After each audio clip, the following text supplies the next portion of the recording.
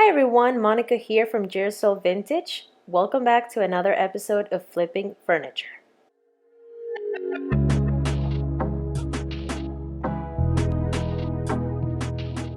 This is going to be a two-part series. In the first part, I'm going to be showing you guys how I deconstructed the chairs, how I painted them, and prepared them for upholstery.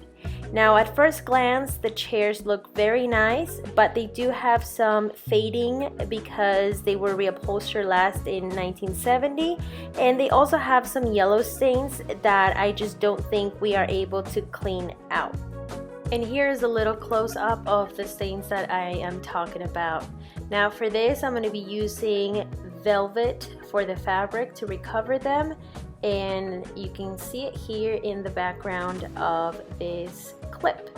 I hope you guys enjoyed this video, and let's get started.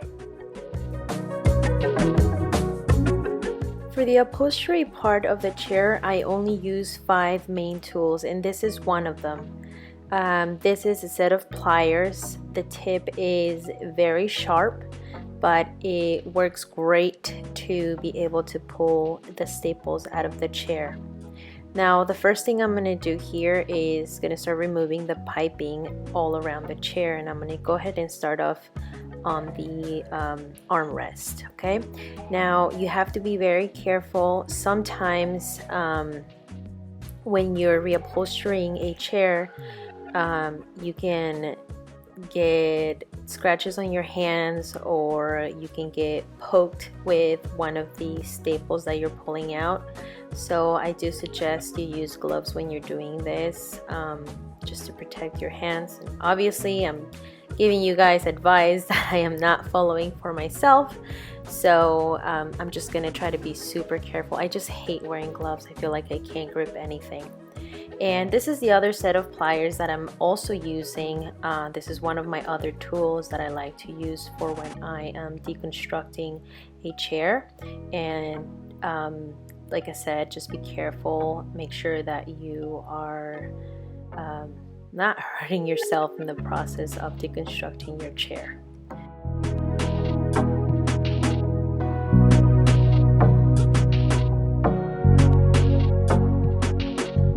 As you can see here, I've managed to take off the piping from the armrest, and I'm going to show you guys my third tool that I like to use to deconstruct my chairs or any type of upholstery you have. I'm going to go ahead and link all the tools down below, but I actually got all my tools from an Etsy shop, and I don't remember the name of it, but I'll go ahead and list it down in the description box.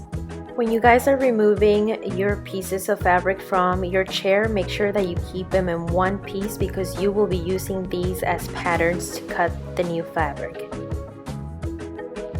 If you are recovering a chair for the first time, I'm going to go ahead and suggest to you, I mean, you can do it however you want to, the deconstruction part, but to me, the deconstruction part is the most important part of reupholstering a chair.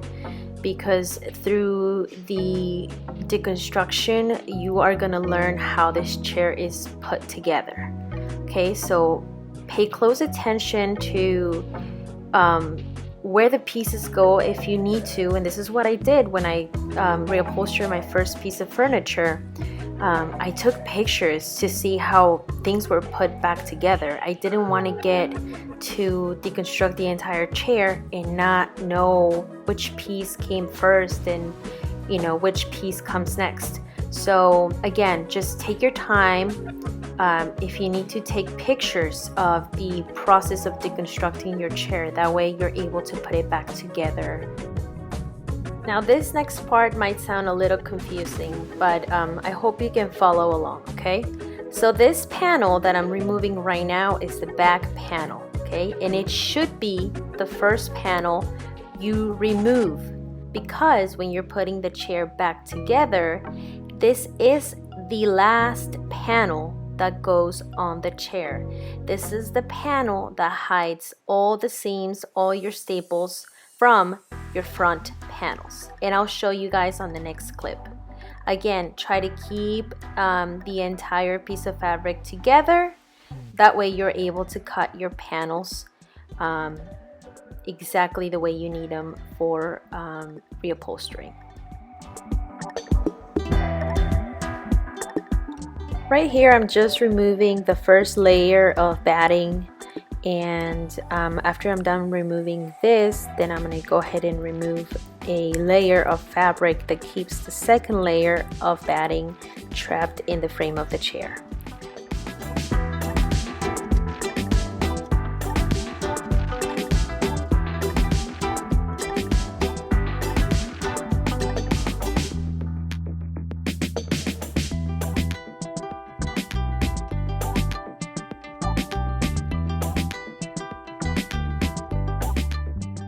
After removing that piece of fabric that was keeping the batting entrapped in the frame of the chair, I'm going to go ahead and start removing the batting. Now I will save the batting. I'm going to reuse it. It's clean.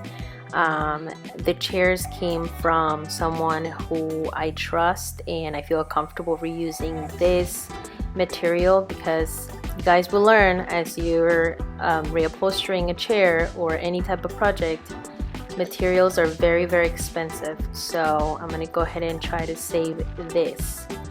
Now remember, I told you earlier that the back panel is the first panel you want to remove. This is why. As you can see here, where I'm showing you, see that blue fabric? That blue fabric is from the front panel, and the only way I could get to it was by removing the back panel. Okay, so now this is the front panel, okay, and I can easily remove it now because I've removed the staples that were holding it to the back of the chair.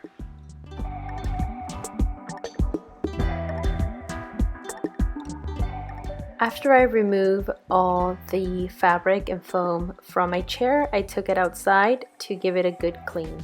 You guys already know by now that I love using crud cutter to clean my pieces. I'm going to go ahead and spray the entire frame of the chair, and I'm going to let it sit for a little bit. After that, I'm going to take a bucket of water, clean water, and I'm going to use my rag to scrub every little corner of this chair. I want to make sure that when I'm painting it, I am using a clean canvas to apply my paint, and that way I won't have any issues with adhesion.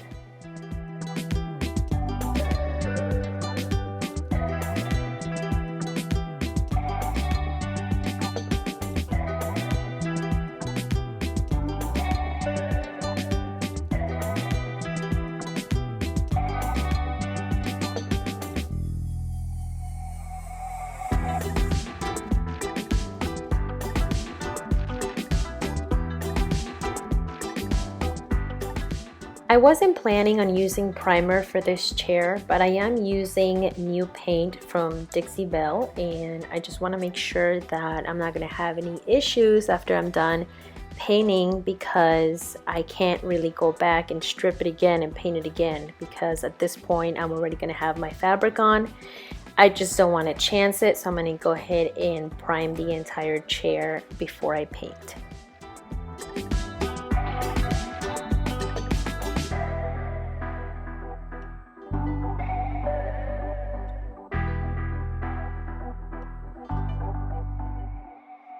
After allowing my chair to dry for a couple hours, I brought it back inside to start painting it. Now for this project, I'm going to be using Dixie Belle's Silk All-in-One Mineral Paint, and this is in Hampton Olive.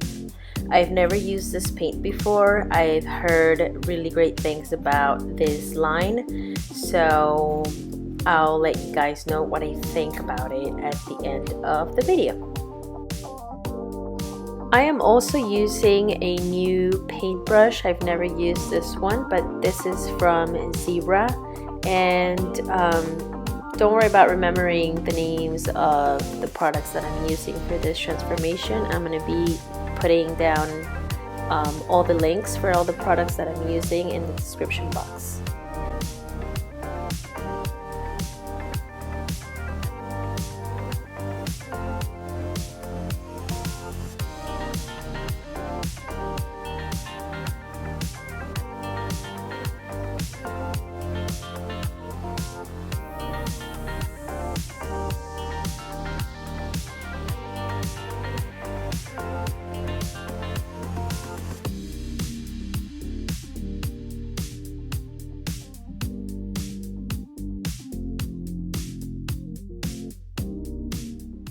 So at the end, I ended up doing 2 full coats of paint, but I will say I did like the coverage with just 1 coat.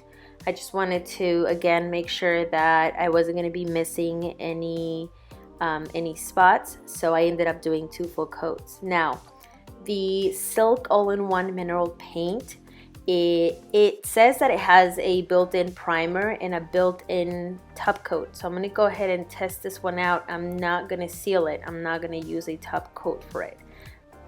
I'm going to go straight into using my gilding wax from Dixie Belle, and this is in the shade Gold. For this, I'm not using anything fancy as far as the brush goes. I'm just using a makeup brush, and this one is from Eco Tools, and I like it because it has the chisel side and it also has a fluffy side. So the fluffy side helps me with the larger areas, and the chisel side is helping me with the details.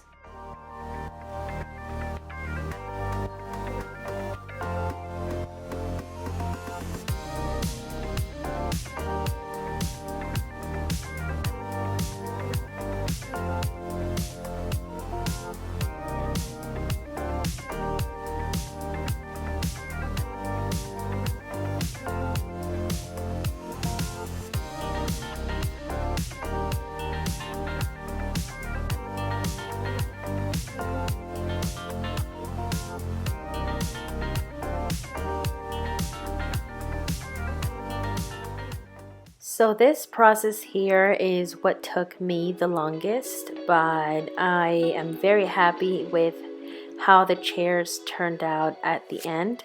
And while I was doing this, I was listening to a podcast. I am a crime junkie and a mystery junkie, so I was listening to a new podcast. I believe it's called the Apology Line.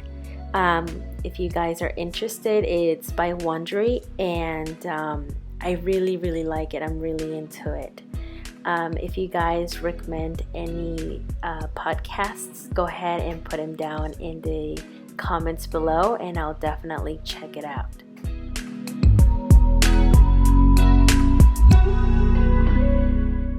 I went ahead and added some blue painter's tape to help me speed up the process. I do like freehanding my work, but this was taking a little too long. So anyway, you guys, this is the end of the first video. Don't forget to subscribe if you haven't already done so. That way you can watch the end of this transformation next week. If you are a returning subscriber, thank you so much for your support. Don't forget to give me a thumbs up, and if you have any questions or comments, you can put them down in the comments below. Thank you so much, and I'll catch you guys next week. Bye bye.